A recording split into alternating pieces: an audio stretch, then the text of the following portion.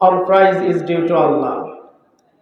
This is Allah who has made the earth as a resting place for you, and the sky as a canopy for you, and sent down water from the sky.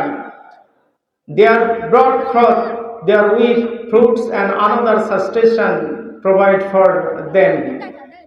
Don't set up revile unto him while you know. একটু আওয়াজ দিয়ে বলি আল্লাহু আকবার। সব ক্ষেত্রে প্রশংসা হবে কার? আল্লাহর প্রশংসা করব। কেন আল্লাহর প্রশংসা করব? এর পিছনে কারণ আছে কিনা? আমরা বললাম, কোরআনকে প্রশ্ন করলাম, ও কোরআন তুমি বলো কেন আমরা আল্লাহর প্রশংসা করব? কোরআন জবাব দিচ্ছে, শোনো। الذي جعل لكم الأرض فراشا والسماء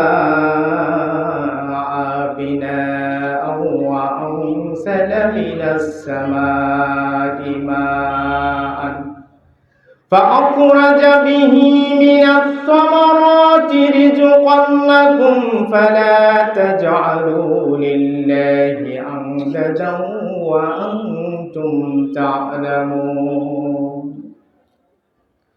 রব্বুল আলামিন বলেন, তিনি সেই সত্তা যিনি জমিনকে করেছেন তোমাদের জন্য বিছানা, যেখানে আমরা খুঁজে নিয়েছি আমাদের সুখের ঠিকানা। কথা বলেন ঠিক কিনা? এই জমিনটাকে যদি রব্বুল আলামিন আমাদের জন্য বিছানা না করতেন, তাহলে আমরা মাঠ ভরা ফসল, গোলা ভরা ধান, পুকুর ভরা মাছ পেতাম। সেই রব্বুল আলামিন বলেন, আলাম নাজআলিল আরদা মিহাদা, গোলাম এই জমিনটাকে আমি তোমাদের জন্য মাহাদ করেছি, মায়ের কোল করেছি। মাহাদ শব্দের অর্থ হচ্ছে দোলনা, মাহাদ শব্দের অর্থ হচ্ছে মায়ের কোল। এখন বলেন তো, সন্তান যখন মায়ের কোলে ঘুমায়, টেনশন নিয়ে ঘুমায় না টেনশন ছাড়া ঘুমায়? একটু কথা বলেন। মায়ের কোলে সন্তান টেনশন ছাড়া কি বলেন?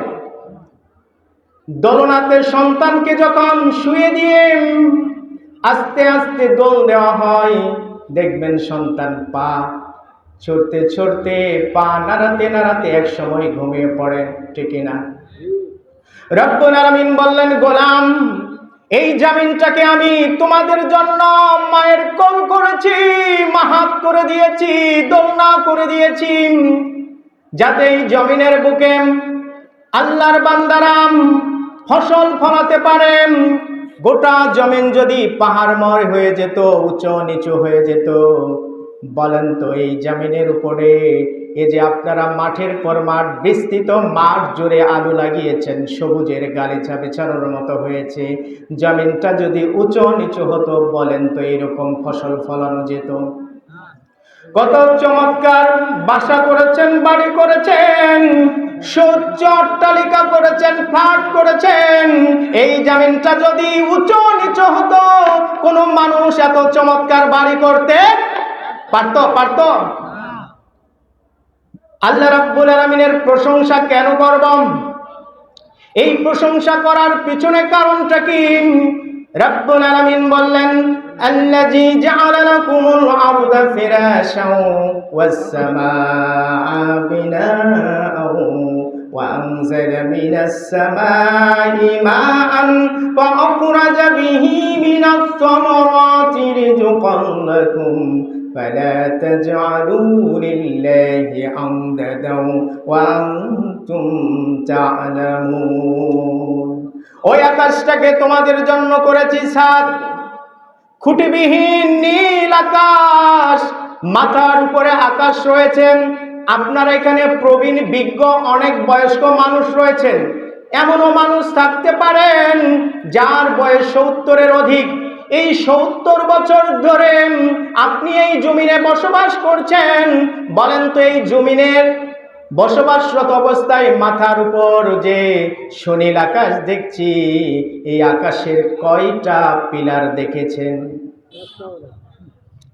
কয়টা পিলার দেখেছেন? একটা পিলার দেখেছেন? তাহলে এই সুনীল আকাশকে আল্লাহ রাব্বুল আলামিন আমাদের জন্য কি করেছেন? ছাদ করেছেন। এই আকাশকে আল্লাহ তাআলা আমাদের জন্য ছাদ করেছেন শুধু কি সৌন্দর্য বর্ধনের জন্য? রব্বুল আলামিন বলেন, ওই আকাশ থেকে আমি বৃষ্টি বর্ষণ করাই, তোমাদের ফেটে যাওয়া চৌচির জমিনটাকে বৃষ্টির পানি দিয়ে সঞ্জীবিত করে দেই, যেই জমিনের মধ্যে তোমরা ফসল ফলাও, বীজ বপন করো অথবা চারা রোপণ করো, বীজ বপন করো অথবা চারা রোপণ করো। কে এই মাটির গহ্বরে তোমাদের এই বীজটাকে অঙ্কুরিত করে চারায় রূপান্তরিত করলাম, অথবা যে চারাটা জমিনের উপরে তুমি লাগালাম এই চারাটাকে কে সবুজাব করলো, আবার এখান থেকে তোমাদের ফল এবং ফসলের ব্যবস্থা করলো, বলেন তো তিনি কে? রব্বুল আলামিন বলতেছেন, don't set up rivals to হিম।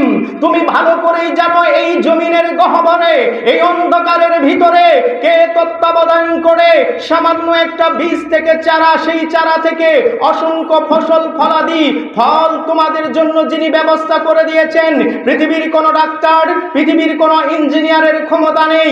যে রব্বুল আলামিন এটা করেছেন ভালোভাবেই তুমি জানো, আল্লাহ ছাড়া পৃথিবীর কারো ক্ষমতা নেই। সেই রবকে বাদ দিয়ে কোন তাগুদের পিছে, কার কাছে তুমি মাথা নত করছো? ফালা তাজআবু লিল্লাহি আমদাদাউ ওয়া আনতুম তা'লামুন। Don't set up rivals to him while you know, তুমি ভালো করেই জানো আল্লাহ ছাড়া এটা করার কারো ক্ষমতা নেই। অতএব সেই আল্লাহকে বাদ দিয়ে কার কাছে তুমি মস্তক অবনত করছো? যে মহান আল্লাহ রাব্বুল আলামিন এলাকার হাজার হাজার মানুষের মাঝ থেকে বাছাই করে আমাদেরকে এই কোরআনের মাহফিলে আসার তৌফিক দান করলেন।